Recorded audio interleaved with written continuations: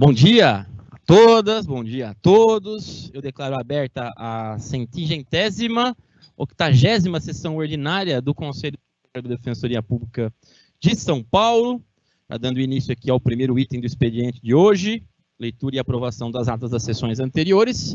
Não há indicações de atas ainda pendentes de aprovação, de modo com que, na próxima semana, teremos provavelmente aí 2 atas. Próximo item no nosso expediente de hoje, de maneira muito rápida, as comunicações por parte da presidência. Vou destacar aqui 2 assuntos essenciais, as tradicionais aqui, agendas por parte da Defensoria Pública Geral. Essa semana nós estivemos na cidade de Brasília, para cumprir agendas pelo Conselho Nacional dos Defensores, mas também pela Defensoria Pública de São Paulo.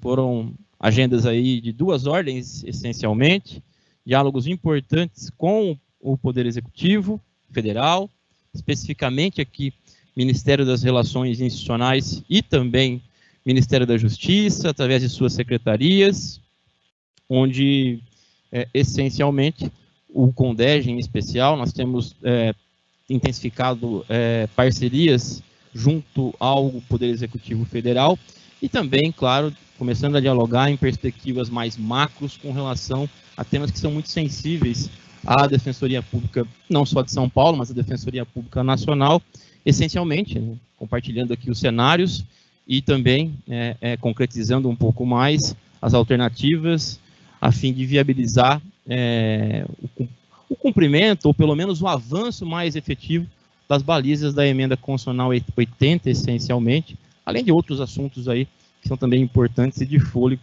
para as defensorias públicas nacionais. Além das parcerias que são importantes e caras às defensorias públicas e que em alguma perspectiva vinham no momento em que elas foram diminuídas, agora nós temos retomado uma delas especial aqui, o Defensoria Pública Sem Fronteiras, que vai passar por um processo de reformulação, inclusive vai alterar o nome dele, mas já pactuado também a assinatura desse termo, todos se lembrando aqui que o Defensoria Sem Fronteiras nada mais era do que um trabalho conjunto das defensorias públicas estaduais voltado ao sistema penitenciário, voltado à execução penal no país. E aqui faço também esse registro importante e simbólico, até por conta do triste cenário vivido na última semana no estado do Rio Grande do Norte. Todos nós acompanhamos aqui o cenário caótico enfrentado ao longo do final da semana passada e no começo dessa. Ainda é um cenário difícil e o Defensoria Sem Fronteiras certamente vai sinalizar uma primeira atuação no estado do Rio Grande do Norte, em parceria aqui com todos os envolvidos, CNJ, Senapen e o próprio Ministério da Justiça, além da DPU. Então, enfim, segue aí um breve relato dos principais assuntos relacionados às agendas em Brasília. Destaco também aqui a agenda no Parlamento Federal, e principalmente utilizando aqui da acolhida do deputado, o defensor Estélio Denner, do Republicanos, que é deputado federal.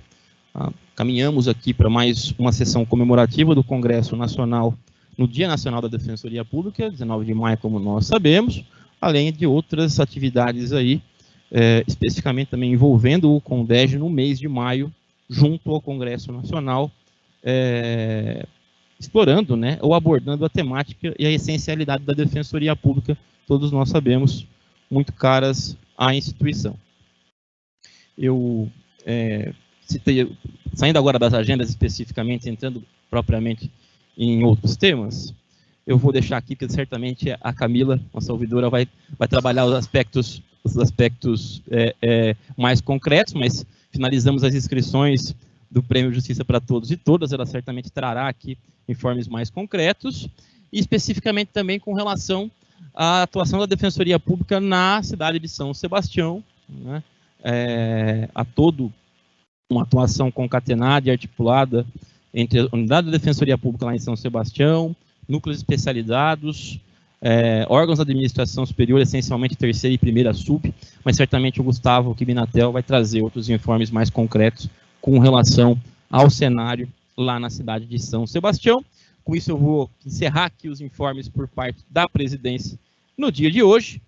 Nós passando aqui já ao terceiro item do expediente, comunicados por parte da secretaria, dando as boas-vindas aqui à secretaria, em nome da Sara, já fui informado que não há aqui comunicações no dia de hoje, de modo com que nós podemos, melhor dizendo, passar já ao nosso momento aberto de hoje.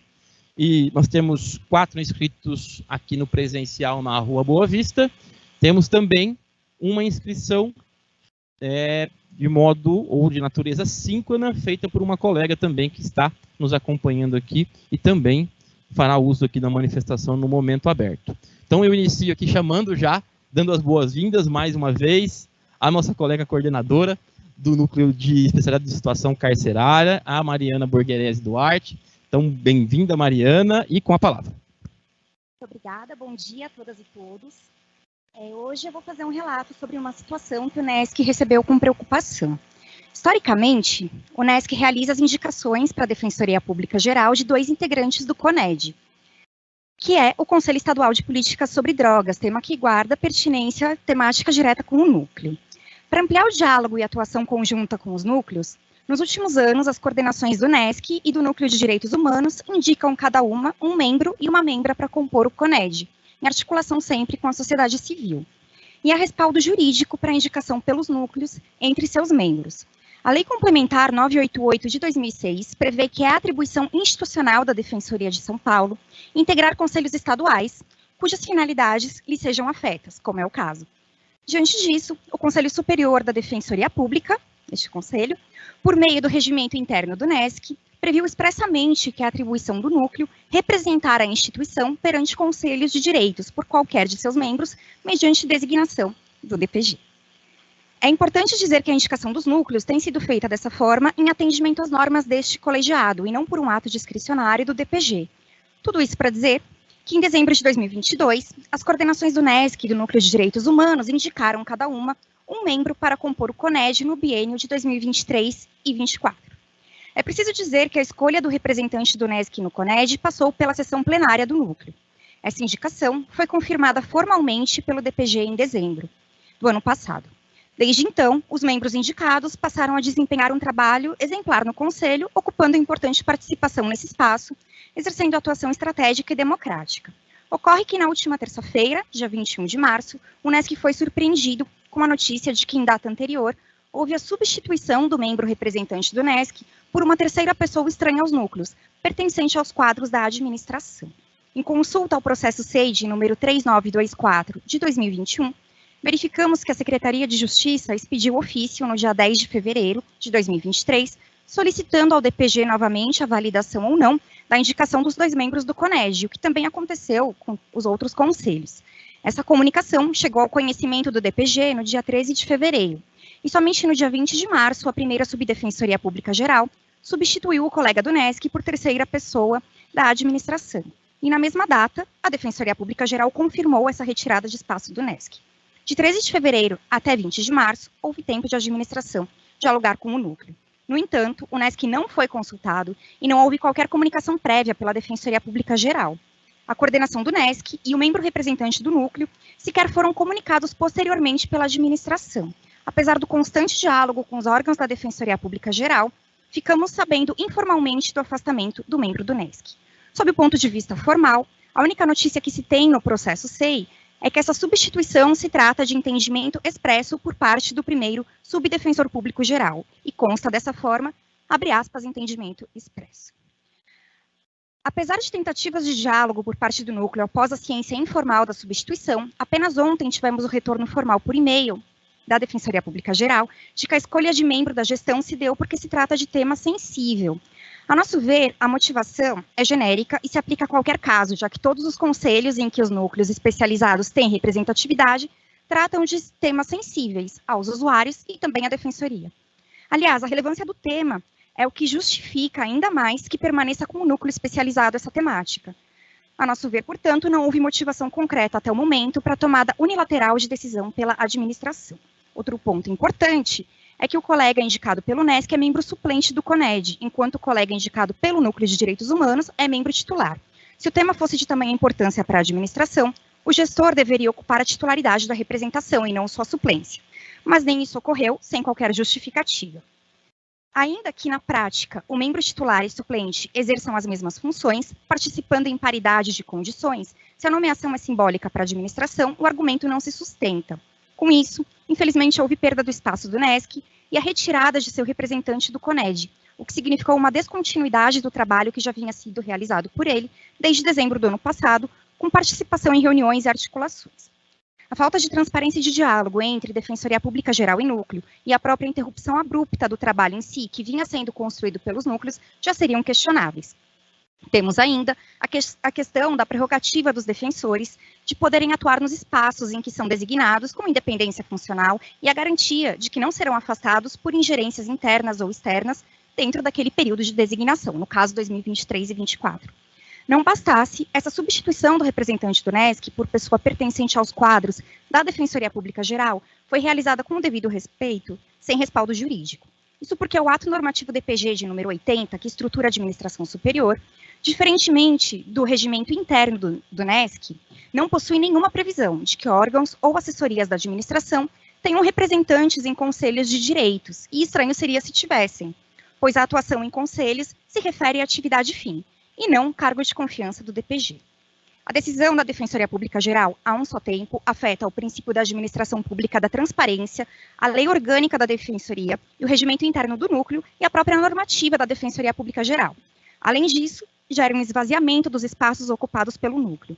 Não bastasse, gera insegurança ao trabalho que vem sendo desempenhado pelos núcleos especializados, através de suas coordenações e de seus membros, pois poderiam ser substituídos a qualquer momento, esvaziando as garantias que nos permitem cumprir a nossa missão constitucional. Muito obrigada.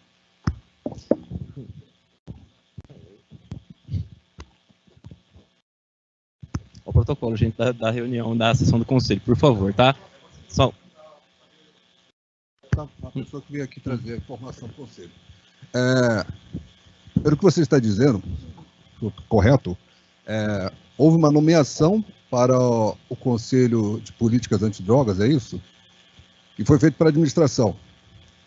Perfeito. Só para esclarecer bem brevemente, conforme consta no processo SEI, foi a primeira Subdefensoria Pública Geral entrou em contato com o NESC para que nós fizéssemos, então, a indicação do colega membro, né, de algum membro ou membra do NESC, para compor esse biênio de 2023 e 2024. Nós fizemos a indicação, isso constou no processo SEI, e foi feita a designação formal pela Defensoria Pública Geral, isso em dezembro. E em março nós fomos surpreendidos com essa alteração, constando uma nova designação, nos mesmos termos, mas com outro nome que não o membro do NESC. E o que você está dizendo é que a previsão expressa dentro do regimento do núcleo para a indicação desse cargo. Perfeito. Apenas também para retomar muito brevemente, não ocupar o tempo dos senhores, mas a Lei Complementar 988, ela prevê que a Defensoria Pública, ela terá participação nos conselhos, né, a que fizer direito. E o regimento interno do NESC, por deliberação deste Conselho Superior, prevê expressamente, entre as atribuições do núcleo, no inciso 7º, que cabe a ele representar conselhos de direitos, mediante apenas a designação do DPG, mas a representação, ela é do NESC. E consta no ato normativo 80, aliás, não consta no ato normativo 80, a atribuição para representação em conselhos de direitos. E não houve consulta da Defensoria Pública Geral ao núcleo? Infelizmente, não houve consulta prévia nem comunicação posterior. Vamos falar aqui do... Agora, só para a gente não inverter aqui o nosso rito pessoal do momento aberto, a gente vai debater isso no momento... Sim. Entendi, esclarecimento objetivo.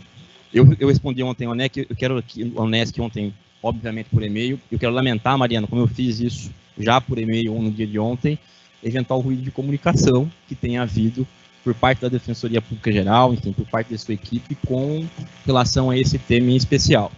Óbvio que, diante da sensibilidade que foi trazida pelo NESC aqui, e sendo muito transparente também aqui, na mensuração da sensibilidade da ocupação desse espaço, o único propósito da Defensoria Pública Geral foi aquele que a gente externou por e-mail diante de um novo mandato, em que esse é um conselho muito transversal diante das políticas que o próprio Executivo hoje tem trabalhado aqui no estado de São Paulo, e ter uma assessoria criminal especificamente nesse tema, diante das atribuições da assessoria criminal, seria também de bastante relevância para a Defensoria Pública Geral.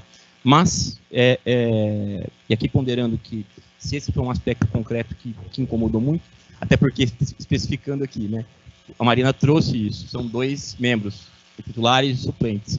O titular ficou já com o núcleo de direitos humanos, né, a suplência ficou tão somente com a assessoria criminal, de modo com que... Mas tem previsão legal, presidente? Eu vou diante do apontamento concreto, a avaliação que a gente tinha feito no primeiro momento é que a indicação seria discricionária à Defensoria Pública Geral. No entanto, Mariana, trouxe o aspecto concreto aqui, acho que durante a semana a gente vai dialogando, tá? Para fazer uma reflexão aqui, mas deixando muito jurídico, inclusive, né? O aspecto concreto que vocês trouxeram, que eu quero fazer de novo aqui esse registro, como fiz para eles por e-mail, né? Que é o imenso respeito que a gente tem e o apreço pelo trabalho do núcleo, trabalho de excelência, pelos 3 coordenadores, pelos seus membros, mas em especial pela coordenadora, a Mariana, e obviamente, lamentando aqui se houve esse ruído, mas o único aspecto objetivo de fato era esse, tá? O único aspecto concreto é esse, mas sem sombra de dúvidas, à luz da questão concreta que foi trazida aqui, a Defensoria Pública Geral vai fazer uma avaliação e obviamente vai dialogar com vocês ao longo dessa semana para acharmos um ajuste aqui, ok?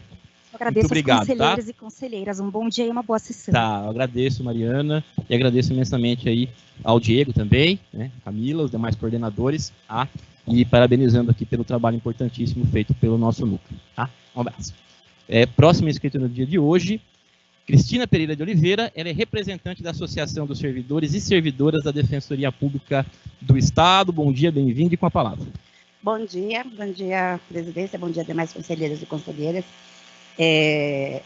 Eu organizei a minha fala em informes, em pontos de observações aqui internas e demandas para a presidência, tá bom? Em relação a informes, as DPESP vai participar amanhã da posse popular do novo ouvidor da Polícia Militar, isso nos orgulha bastante, né? Pela atividade de defesa dos direitos humanos, então faço aqui o registro. Faço o registro também em relação à greve do metrô, que a gente teve a oportunidade de conversar ontem, hoje saiu o comunicado da segunda sub.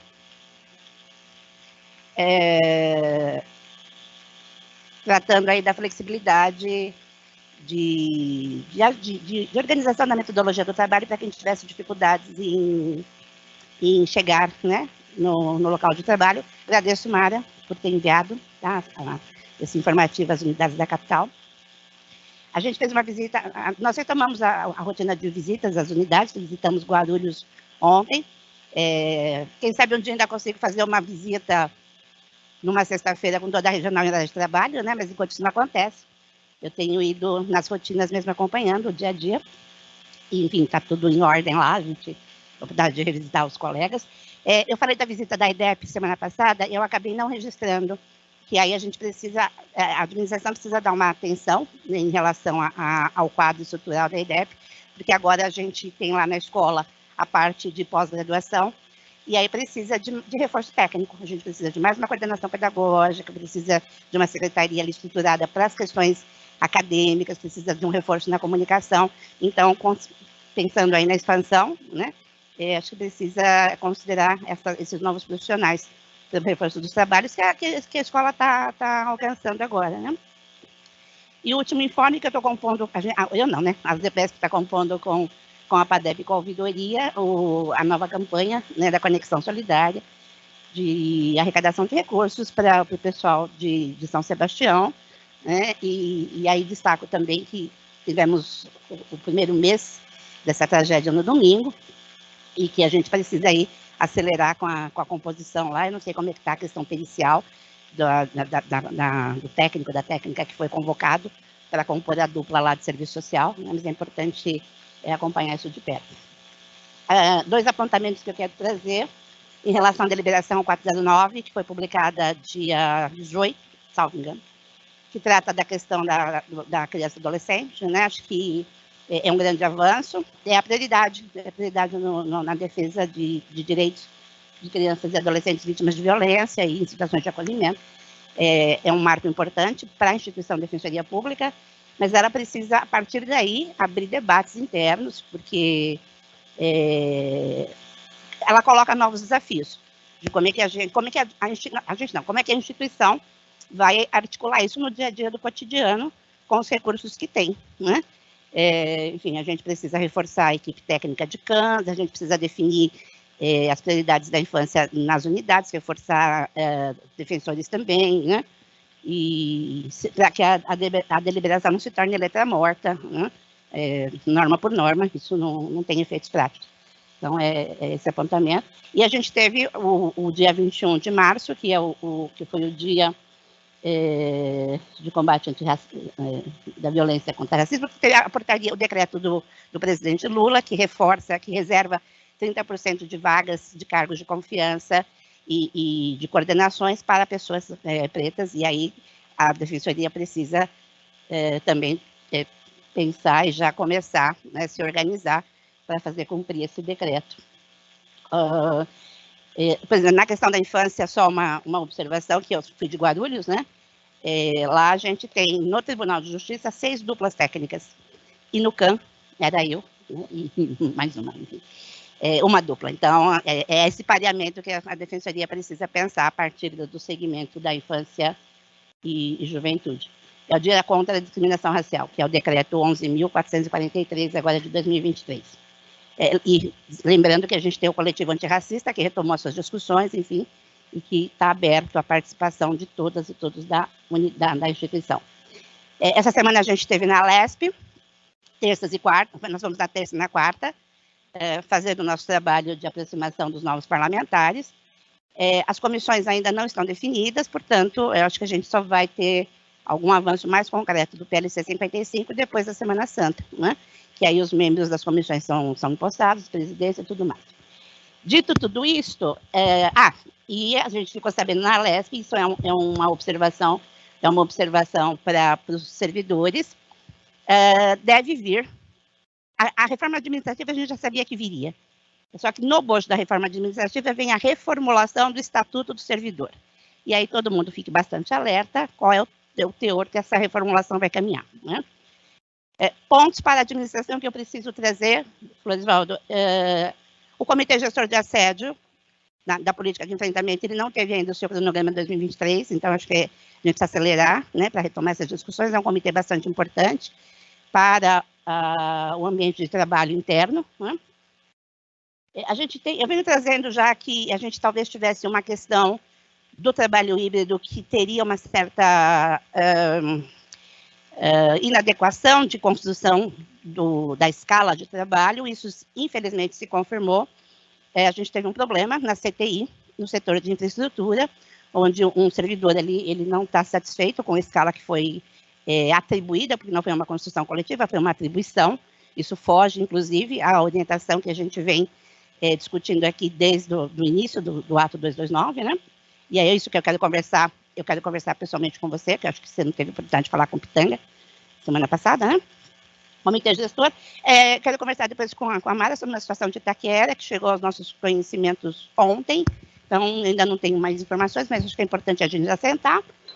E dizer que nosso calendário foi fechado, a gente tem uma reunião dia 12 de abril para discutir o nosso plano de carreira, e na rotina da associação, a gente está fechando o levantamento. Nós vamos ter uma reunião de discussão com a categoria dia 1º de abril, AGE dia 15 de abril, e você tenha bastante tempo nesse 12 de abril, porque a oitiva vai ser longa, tá bom? Obrigada. Até imagino. Já corta a agenda. Obrigado, Cristina, mais uma vez pela participação.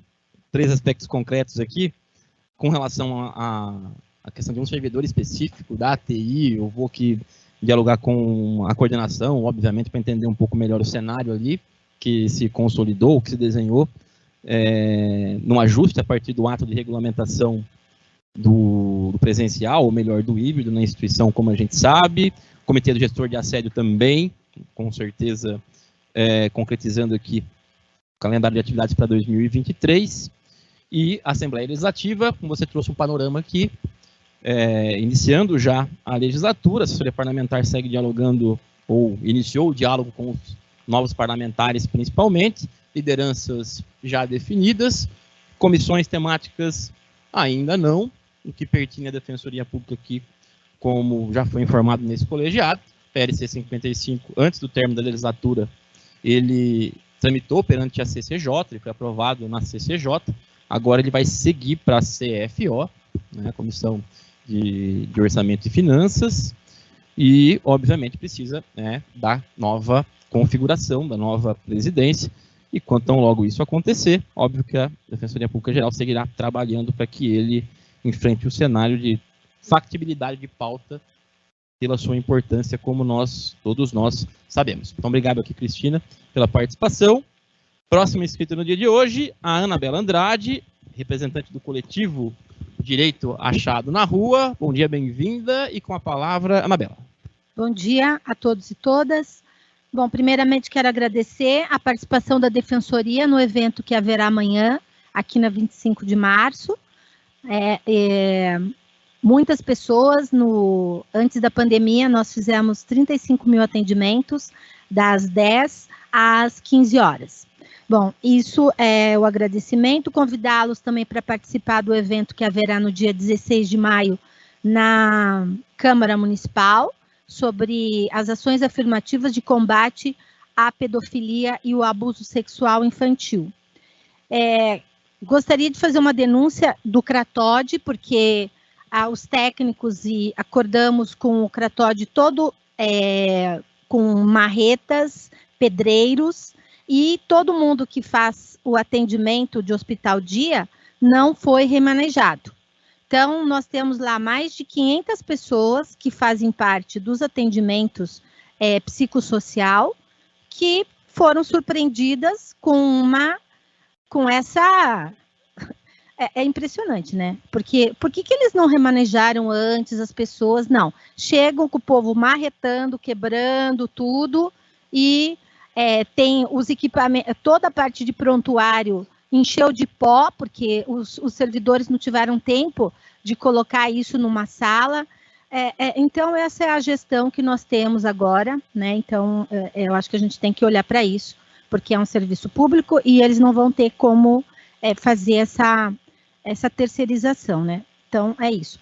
Outra coisa, Florisvaldo, eu gostaria de fazer uma denúncia da questão do Ministério Público, que publicou nas suas redes um caso que é totalmente inverídico, dizendo que a assistida do nosso coletivo alugou uma casa em um lugar que ela não estava mais morando, quando o oficial de justiça chegou, ela não estava mais morando no lugar. Tudo mentira. E então isso, o Ministério Público, né, que a gente já conhece o papel dele, eles não podem decretar a prisão de uma pessoa que tem reputação ilibada, que nunca teve nenhum problema, simplesmente em cima de testemunhas esquentadas. E nós temos como provar isso. Então, eu até mandei um e-mail lá pro Sarubo, questionando esse comportamento. Esse promotor público que veio é substituto, ele é muito jovem na carreira, e eu acho que ele precisa comer muito feijão para poder atuar, porque do jeito que ele está, ele vai parar na corregedoria, porque nós vamos denunciá-lo. Já fiz a denúncia. Então, é isso. Amanhã estaremos lá na 25, com o carro da Defensoria, e vai ter muita mudança de registro civil, porque as trans do CRD e da Associação da Parada irão lá. Então, é só para dar um spoiler do público que será atendido pelas defensoras e defensores lá nesse espaço. Obrigada. Obrigado, Anabela. Registrando aqui o evento e, com relação à questão específica do Ministério Público, ela também reportando que fez já a formalização nas vias próprias. Então, quero agradecer mais uma vez aqui a participação e, dando sequência ao nosso momento aberto, chamar o senhor... Ele é usuário da Defensoria Pública. Bom dia, bem-vindo e com a palavra. Obrigado, bom dia, senhores e senhoras. Meu nome é... Eu tenho 55 anos, sou pai de 3 filhos já adultos, maiores de idade. Iniciei uma nova família com a e o meu enteado. E eu gostaria aqui de denunciar o Ministério Público por violar os meus direitos e pedir a minha prisão com base em 2 informações inverídicas em que a minha ex-companheira, mãe do Gui, teria alugado uma casa no interior do estado para promover um encontro entre mim e o Gui, pois eu tinha uma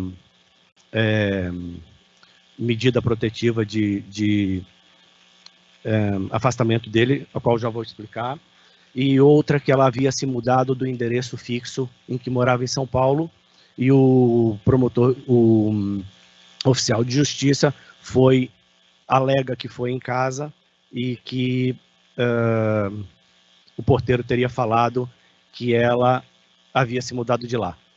Já temos documentos da síndica e documentos que não são verdade, porque o promotor, o oficial de justiça não foi lá, não perguntou pela Dayana, e temos a declaração do condomínio também, em que ela continua morando lá, nunca se mudou de lá, e continua, inclusive, morando lá. Em relação à locação da casa em Valinhos para promover esse encontro, também é mentirosa, porque a locação da casa de Valinhos, o contrato com um contrato assinado de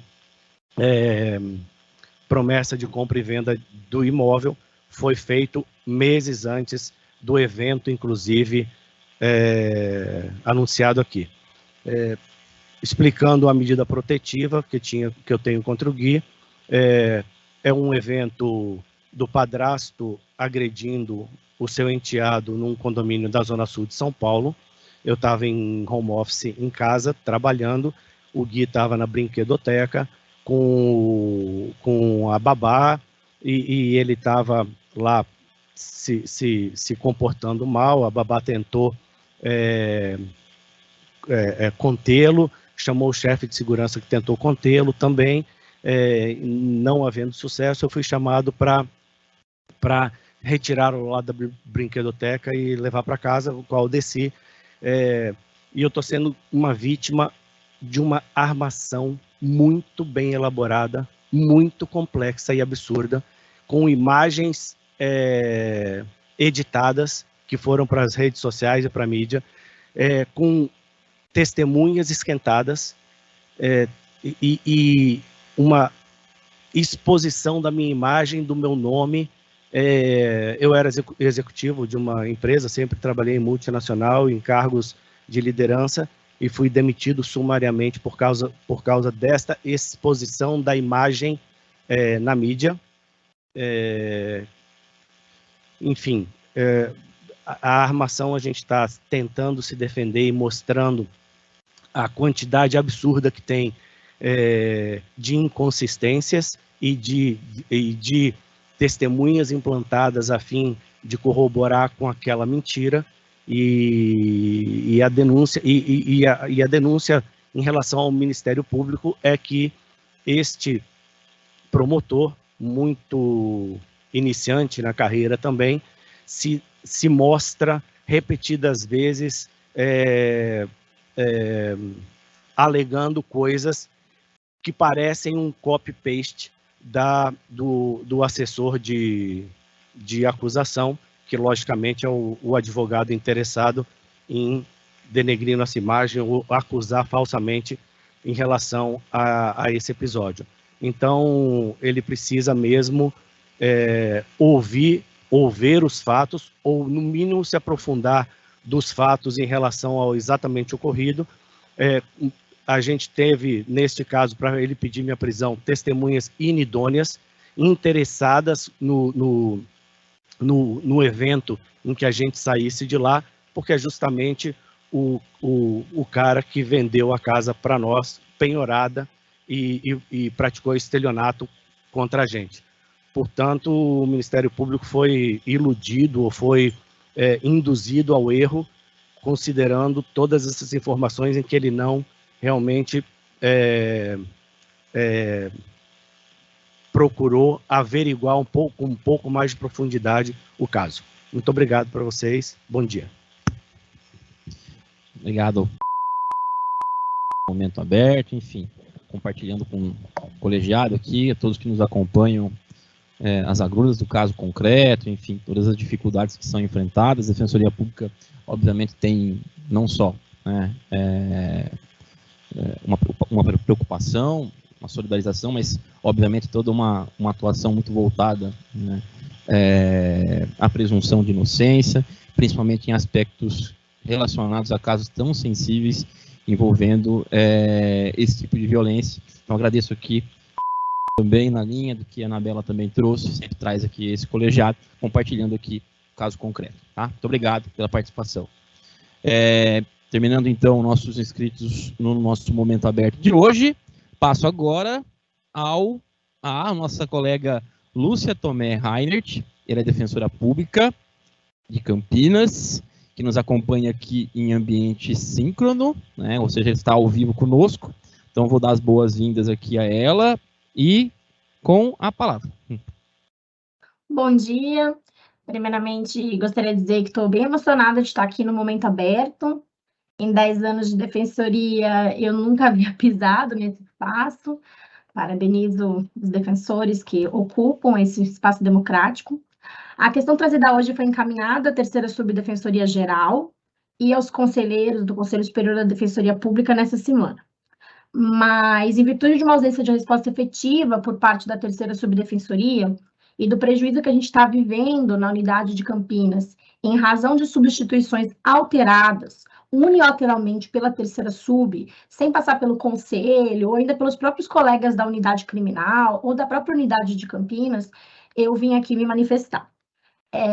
Obviamente, eu gostaria de me manifestar quanto às atribuições que ocorrem em Campinas, mas eu sei que o espaço deve ser feito no bojo do processo de atribuições, mas para aqueles que às vezes não sabem da realidade de Campinas, eu tomei a liberdade de falar sobre a deliberação do Conselho Superior da Defensoria, a 241 de 2012, justamente porque o argumento trazido pela terceira subdefensoria geral foi com base nessa deliberação.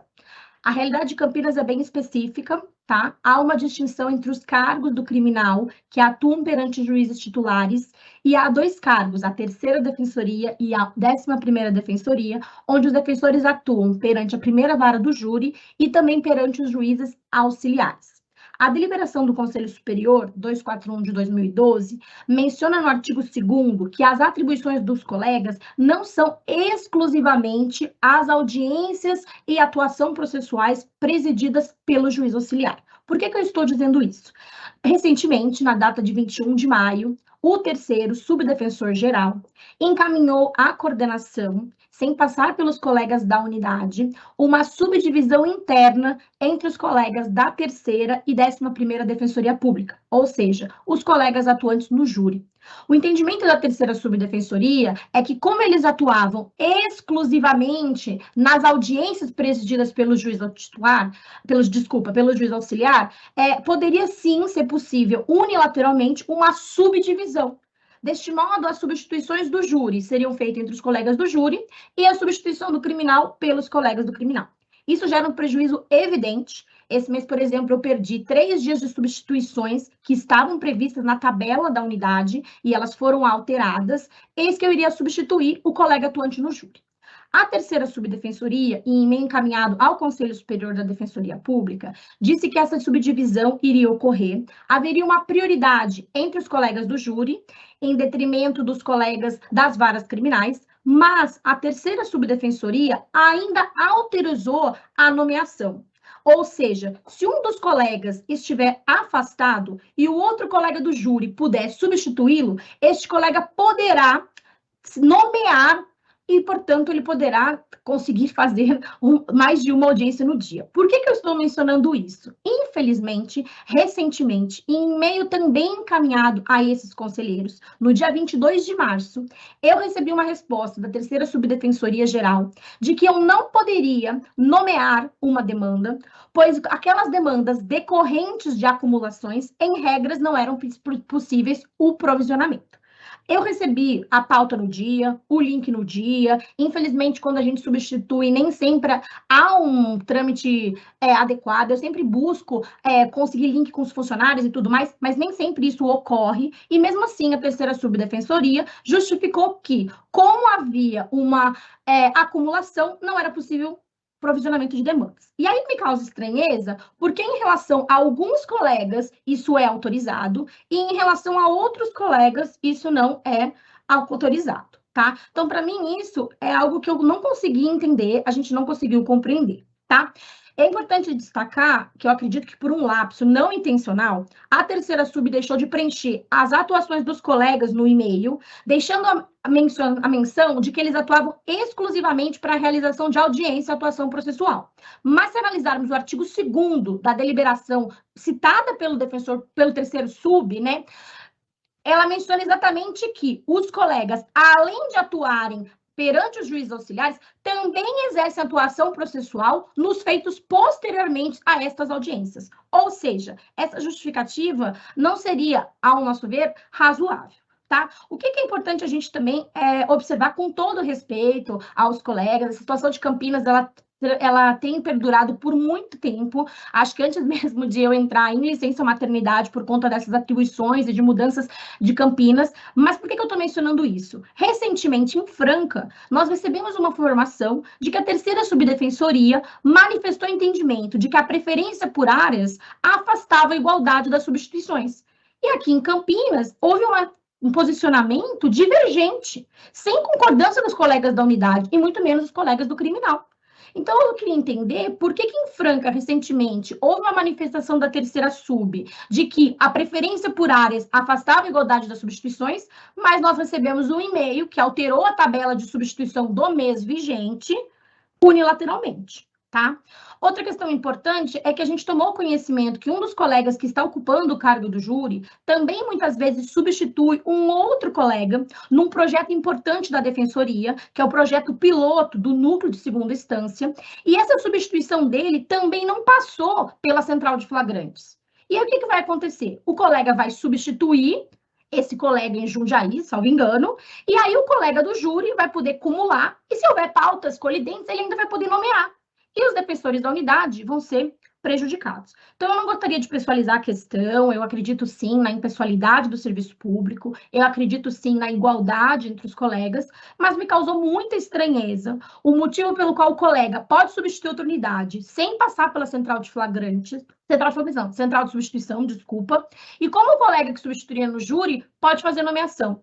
E numa situação concreta, onde eu disse que eu tinha pauta colidência entre duas audiências, tendo que o juiz teve que esperar quase 40 minutos para eu conseguir fazer audiência com ele, eu queria entender os critérios adotados. Como eu tentei por diversas vezes uma solução efetiva junto à terceira sub, inclusive recebendo informações de que poderíamos fazer uma nova reunião, e essas reuniões, infelizmente, não têm trazido situações concretas, pois a gente está tendo prejuízo desde o dia 21, como eu disse no e-mail, a terceira subdefensoria geral mudou a escala da unidade, e aí eu gostaria de tornar essa situação pública para que nós, nesse espaço, pudéssemos falar sobre essa questão da divergência de situações para colegas que estão em unidades diferentes. Pois eu acredito sim que a gente deve sempre prezar pela impessoalidade do serviço público, pela continuidade do serviço público, pelo bem e o melhor interesse dos nossos assistidos, e eu acredito que sim, essa manifestação acabou violando não apenas a igualdade entre os colegas, mas também fazendo com que houvesse um prejuízo financeiro e econômico para outros colegas que também queriam substituir e estavam previamente designados na lista. Então, torno público essa situação, encaminhei os e-mails a todos os conselheiros, fico à disposição para conversar, e era isso. Muito obrigada. Obrigado, Lúcia, pela participação aqui no nosso Momento Aberto, trazendo uma questão específica envolvendo a unidade de Campinas, mais especificamente ainda com relação à atuação na área criminal daquela unidade. Claro que esse é um tema que o Gustavo Minatel certamente vai poder trabalhar aqui os aspectos concretos que a colega Lúcia trouxe. Enquanto terceiro sub, eu sempre me deparei com situações complexas em Campinas, a Lúcia sabe disso, os colegas sabem. De fato, havia até pouco tempo atrás uma conformação do próprio judiciário com a alocação de juízos auxiliares ali que acabaram se consolidando e se perenizando, duplicando, potencializando a capacidade das varas criminais, duplicando pautas, e obviamente a Defensoria Pública, né, não avançou na sua estrutura para fazer frente a isso. Então, isso sempre envolveu uma organização por parte da Defensoria Pública para fazer frente a essa dinâmica muito desafiadora, até porque também há, em Campinas, uma vara específica, havia duas, na verdade, varas específicas especializadas do júri, pois isso foi reduzido para apenas uma vara, mas o Gustavo certamente vai trazer aqui os aspectos concretos aí trazidos pela Lúcia, um pouco com relação, né, à motivação aí que ela traz aqui nesse questionamento, mas agradeço imensamente aí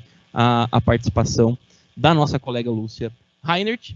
E agora nós passamos já às manifestações dos conselheiros e conselheiras sobre assuntos diversos. Hoje, inscrições aqui pelo chat, mas claro, quem estiver aqui no presencial me indique também, né?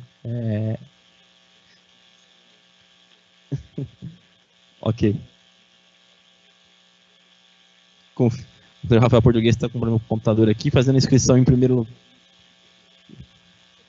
Deixa eu ver, peraí que eu tô... Presidente. Oi, conselheiro Camarão? Só uma sugestão aqui, para ver se de repente a gente poderia, excepcionalmente, considerando que tem pelo menos 2 temas distintos aí que podem chamar um pouco mais a atenção dos nossos colegas, dividir a manifestação dos conselheiros em blocos para a gente discutir eventualmente essa questão da indicação do CONED e, na sequência, essa questão trazida pela colega Lúcia, se os outros conselheiros concordarem, para a gente poder manter um diálogo mais próximo. Conselheiro, eu só preciso trocar o link, tá? Esse aqui, concluindo o síncrono, a gente também, nossa aqui também, tá? Isso é muito rápido, mas a gente vai ter que suspender aqui a sessão trocando o link.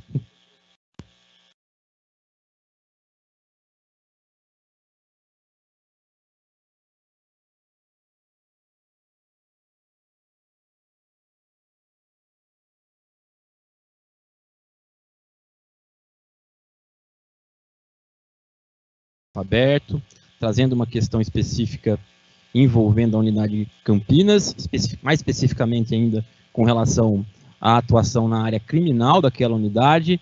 Claro que esse é um tema que o Gustavo Minatel certamente vai poder trabalhar aqui os aspectos concretos que a colega Lúcia trouxe. Enquanto terceiro sub, eu sempre me deparei com situações complexas em Campinas, a Lúcia sabe disso, os colegas sabem, de fato, havia até pouco tempo atrás uma conformação do próprio judiciário com a alocação de juízos auxiliares ali que acabaram se consolidando e se perenizando, duplicando, potencializando a capacidade das varas criminais, duplicando pautas e, obviamente, a Defensoria Pública, né, não avançou na sua estrutura para fazer frente a isso. Então, isso sempre envolveu uma organização por parte da Defensoria Pública para fazer frente a essa dinâmica muito desafiadora, até porque também há, em Campinas, uma vara específica, havia 2, na verdade, varas específicas especializadas do júri, pois isso foi reduzido para apenas uma vara, mas o Gustavo certamente vai trazer aqui os aspectos concretos aí trazidos pela Lúcia, um pouco com relação, né, à motivação aí que ela traz aqui nesse questionamento, mas agradeço imensamente aí a participação da nossa colega Lúcia Reinert. E agora nós passamos já às manifestações dos conselheiros e conselheiras sobre assuntos diversos. Hoje, inscrições aqui pelo chat, mas claro, quem estiver aqui no presencial me indique também, né? Ok. O Dr. Rafael Português está comprando o computador aqui, fazendo a inscrição em primeiro lugar. Deixa eu ver, peraí que eu tô... Presidente. Oi, conselheiro Camarão? Só uma sugestão aqui, para ver se de repente a gente poderia, excepcionalmente, considerando que tem pelo menos 2 temas distintos aí que podem chamar um pouco mais a atenção dos nossos colegas, dividir a manifestação dos conselheiros em blocos para a gente discutir eventualmente essa questão da indicação do CONED e, na sequência, essa questão trazida pela colega Lúcia, se os outros conselheiros concordarem, para a gente poder manter um diálogo mais próximo. Conselheiro, eu só preciso trocar o link, tá? Esse aqui, concluindo o síncrono, a gente também, nossa aqui também.